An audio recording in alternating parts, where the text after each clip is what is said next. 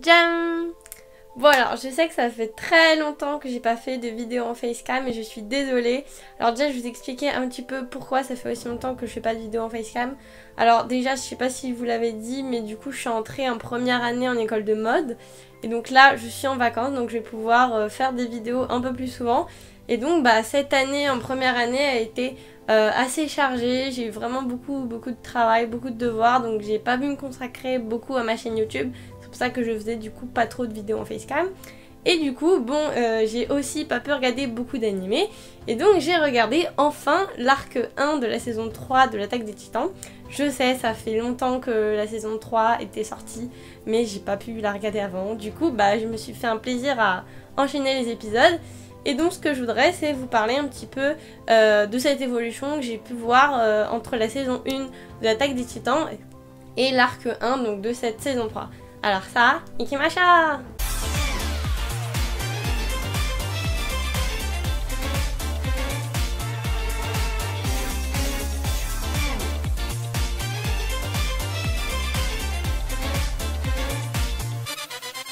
Donc pour vous parler de cette petite analyse que j'ai fait de l'arc 1 donc de cette saison 3, je vais déjà commencer par l'opening.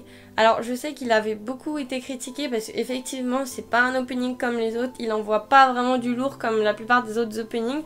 Celui-là il est un peu plus doux on va dire. Et puis bah moi je trouve que ça changeait, mais c'est vrai que bon du coup on est moins hypé avec cet opening là. Et donc faut savoir que donc cette saison 3 de l'Attaque des Titans elle est en 2 arcs. Et donc en 26 épisodes. Donc là du coup j'ai pour l'instant regardé que les 12 premiers épisodes. Donc ce qui équivaut à l'arc 1 donc de l'Attaque des Titans. Alors déjà ce que j'ai remarqué en regardant rien que le premier épisode, c'est l'évolution qui a été faite. Parce que je trouve que l'évolution qui a été faite vraiment là dans cette saison 3, elle est vraiment, mais genre ça n'a aucun rapport avec la saison 1. Il y a vraiment une bonne évolution dans toute la série, que ce soit pour les personnages ou que ce soit pour plein d'autres choses, pour le scénario, tout. Enfin, ça a vraiment évolué, mais en positif. Alors, faut savoir que déjà, Attaque des Titans, c'est mon animé préféré, je sais pas si je l'avais déjà dit. Par contre, je l'ai pas lu en manga, je regarde que en animé. Alors déjà, bon, au niveau de l'animation, tout ça, j'ai jamais eu rien à dire, enfin, ça a toujours été époustouflant. Et je trouve que vraiment l'ambiance là qui règne dans cette saison 3, elle a vraiment aucun rapport avec l'ambiance de la saison 1. Parce que vraiment dans la saison 1, c'est vraiment, on nous met un scénario qui est déjà, on va dire, fait. Enfin c'est voilà, il y a les humains et il y a les titans.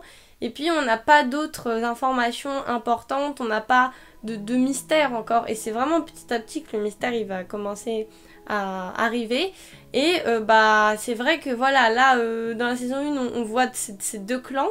Et puis dans la saison 2 ça commence à un petit peu ce qui est des questions qui se posent, tout ça. Donc autant nous que les personnages on se pose des questions.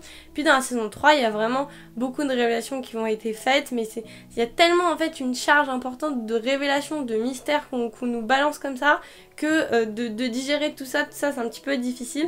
Alors du coup voilà, je préfère vous prévenir, là pour la suite de la vidéo il y aura quand même pas mal de spoils. Donc je vous conseille de d'abord regarder l'arc 1 de la saison 3 avant de regarder ma vidéo. Ou enfin du moins avant de continuer la vidéo. Parce que je vais quand même parler de choses importantes, de révélations, tout ça. Donc j'ai pas envie de vous spoiler, donc voilà, je préfère vous prévenir.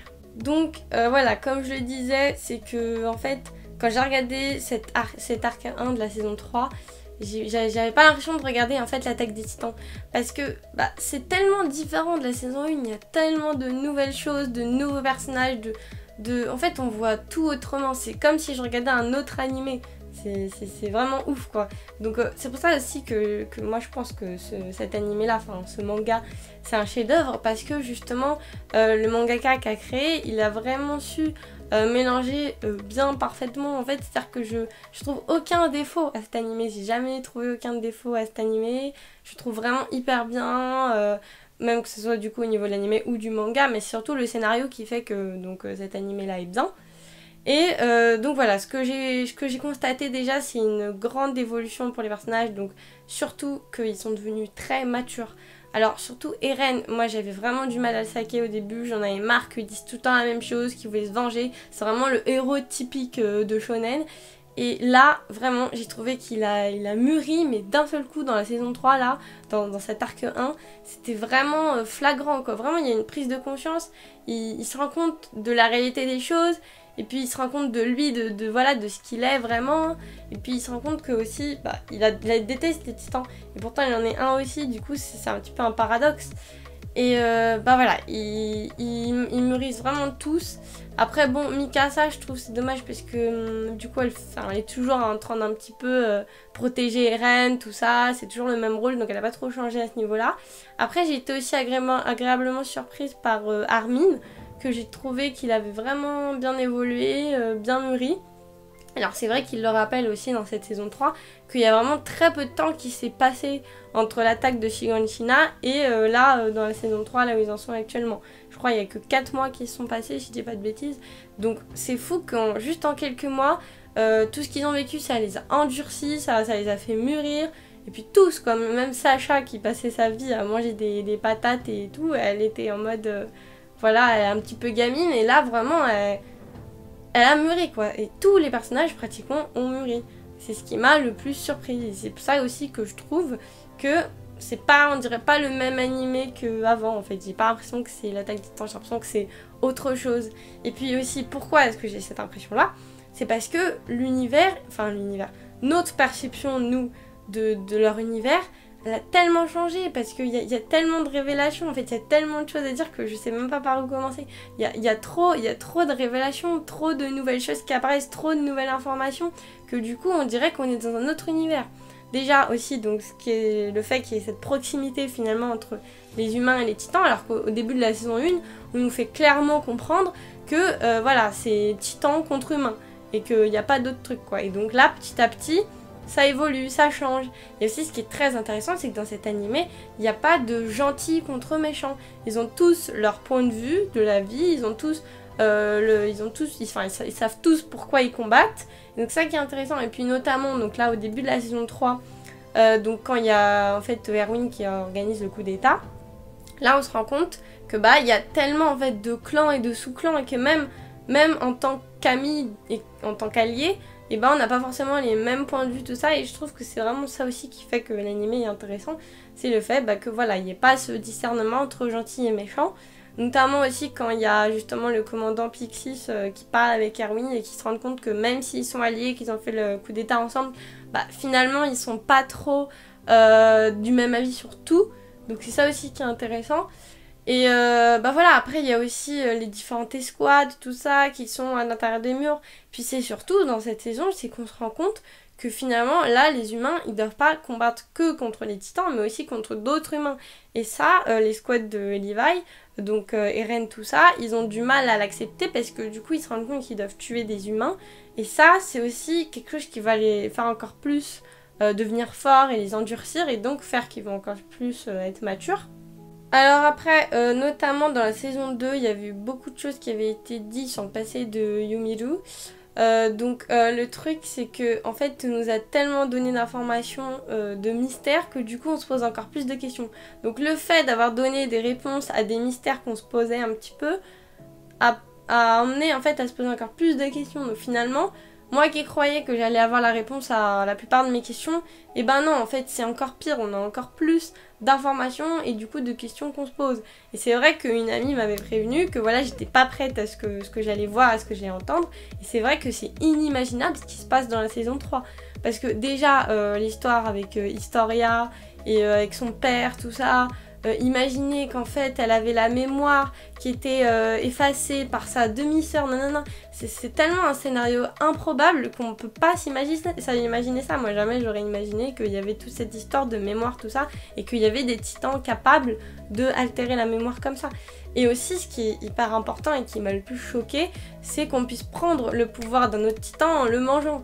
Et ça, bah, je m'y attendais vraiment pas. Franchement, jamais j'allais imaginer qu'il y aurait eu justement cette histoire de titan, tout ça.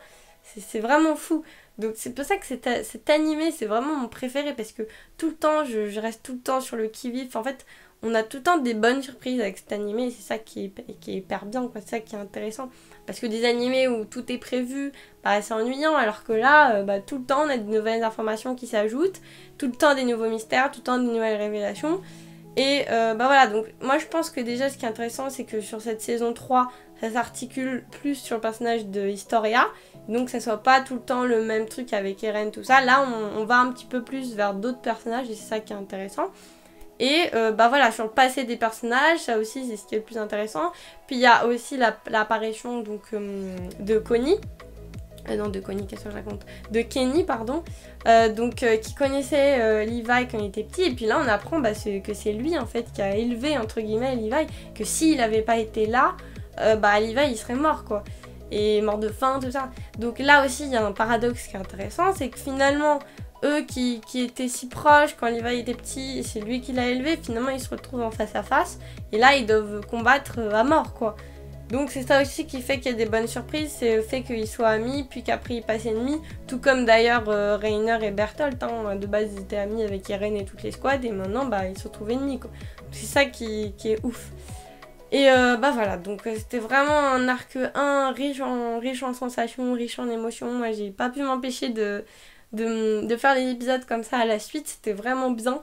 Puis c'est pour ça que de base cette vidéo n'était pas vraiment prévue, mais comme je voulais vous en parler, et que c'est vrai que j'avais jamais parlé de l'Attaque des Titans sur ma chaîne, enfin j'avais fait une vidéo mais qui avait été supprimée faute de droit d'auteur. Et du coup voilà, je voulais vous en parler un petit peu comme ça, vu que je venais de finir la saison 3, donc l'arc 1. Puis je sais pas, je ferai peut-être une vidéo pour l'arc 2, je verrai. Tout dépend si j'ai autant de choses à dire sur l'arc 2 que sur l'arc 1. Donc j'espère que cette vidéo vous aura plu. J'ai essayé de faire un truc quand même assez rapide pour faire un sorte de petit bilan de ce que je venais de voir, vu que je viens de finir là, cette saison 3, enfin cet arc 1 de la saison 3. Et du coup voilà, j'espère que cette vidéo vous aura plu. J'essaierai de faire d'autres vidéos donc à venir là en facecam. Puis si vous voulez d'autres vidéos où en fait je dis mon opinion là sur un animé que je viens de finir, n'hésitez pas à me le dire dans les commentaires. Voilà, et puis je vous retrouve à la prochaine dans une autre vidéo. Matane!